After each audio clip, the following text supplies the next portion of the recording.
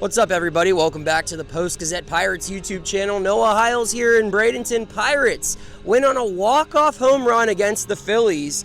Javier Rivas plays hero. If you don't know who that is, don't feel too guilty. He is a high A infielder, guy who came in the bottom of the ninth and sent one over the left field seats to put the Pirates ahead 3-2 for good. Pirates rallied to win this one, scored all three of their runs in the bottom of the ninth. DJ Stewart and Nick Solak both scored on sacrifice flies from Nick York and Bryce Johnson in the bottom frame.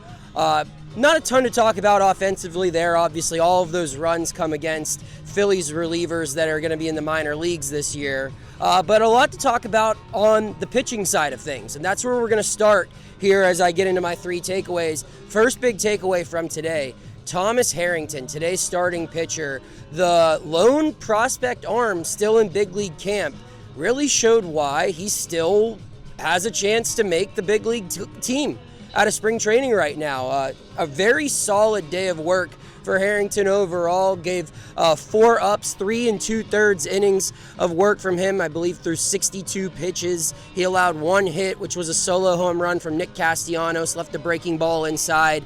That's Castellanos' bread and butter. But aside from that mistake, a lot of good stuff from Harrington, who said after the game he felt like his stuff wasn't working for him. And despite that, with only 2 pitches he really relied on to get outs against the Phillies team that had some notable big league names in the lineup today, I think is an endorsement of why this guy is going to be an impactful arm for this team in 2025. Like I said, 4 ups, 60-plus pitches. I really like the velocity that he's added this year. He said he added about 10 to 15 pounds of muscle over the offseason, and we're seeing his pitches reach higher velos in spring training than they did all last year, according to track data from his time in AAA. So he's not a Bubba Chandler guy in the sense where he's going to reach 100, but these pitches that used to clock in the low 90s are now reaching 94, 95, and I think that that's a significant step forward for a guy who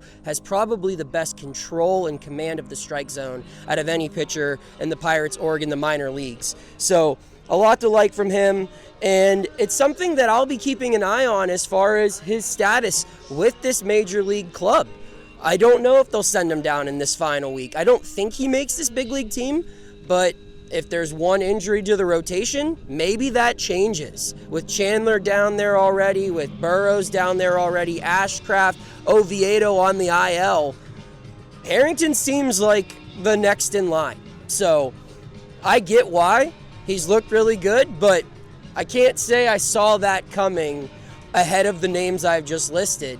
But the Pirates have clearly been impressed with what he's shown this spring. Haven't seen him a ton, of course, in games. I believe this is only his 3rd Grapefruit League outing of spring training, but what he's shown on backfields and his side sessions and bullpens, he must have really impressed to be around for this long. Second takeaway revolves around David Bednar. Earlier this week, I asked Derek Shelton if his team had a closer. That obviously generated some conversation in Pittsburgh media because Shelton said right now they do not. That's the second time this spring Shelton has publicly acknowledged that the team doesn't have a closer. And that pertains obviously directly to David Bednar, who is a 2-time All-Star closer, lost his role in late August of last season after having a career worst year. And while the Pirates have backed him every step of the way, they have not just given him this closer role.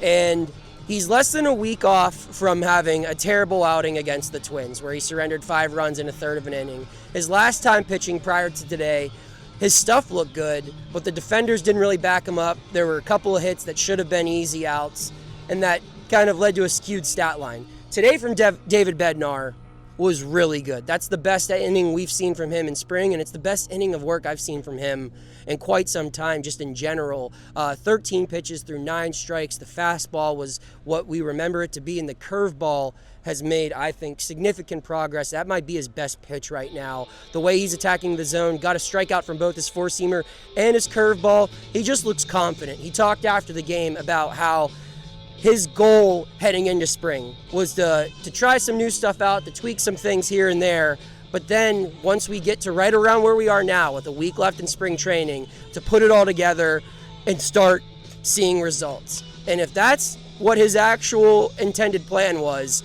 then this was a big day for David Bednar because he looked really good in his inning of relief. Like I said, 1, 2, 3, retired the side in order, 2 strikeouts, 1 from the fastball, 1 from the curveball. A lot to like from the Pittsburgh kid who's working his way back into this closer role. He talked about that actually after the game as well. I asked him about Shelton's comments, and he said he views this as a challenge to himself. He knows what he can do in that role when operating at full capacity, when pitching to the best of his abilities. He just needs to get there, and he feels like he's not far away from getting back to the player that he once was not long ago.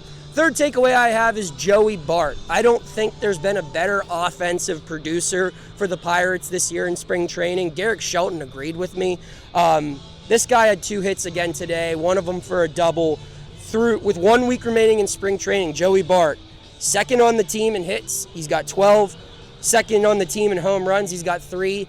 Third on the team in runs batted in with 9. He's barreling the baseball. Feels like every at-bat this guy has this spring is going deep into account. He's watching pitches. He's making hard contact even on his outs. This was a huge pickup for the Pirates last year. Early in the season with some catcher injuries, they took a flyer, a lottery ticket in a sense, from the Giants and Joey Bart, and he ended up being a huge offensive bat in the middle of the order when he was healthy for them.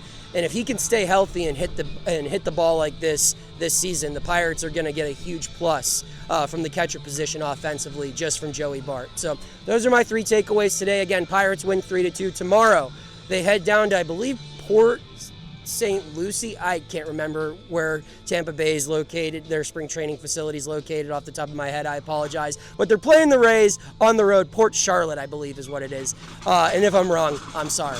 But the Rays are the next opponent for the Pirates. They hit the road. Andrew Heaney on the mound for that one. Excited to see how he looks. He obviously has looked a little rusty this spring. But if he can get it right in this final week here, I think the Pirates will feel more encouraged, and I think he'll feel more encouraged as well. You can check out all of my work at post-gazette.com, and if you haven't already, hit that subscribe button to this YouTube channel. We've had you covered throughout all of spring training. That will remain the same for these last 7 days as the Pirates look to wrap up their Grapefruit League calendar a week from today, and we will keep you covered in the regular season. We'll be on the road from Game 1 to Game 162, and if things go well, maybe some games after that. I'm Noah Hiles. Like I said, subscribe, check out all the work, and keep tuning in. I'll have more content for you tomorrow.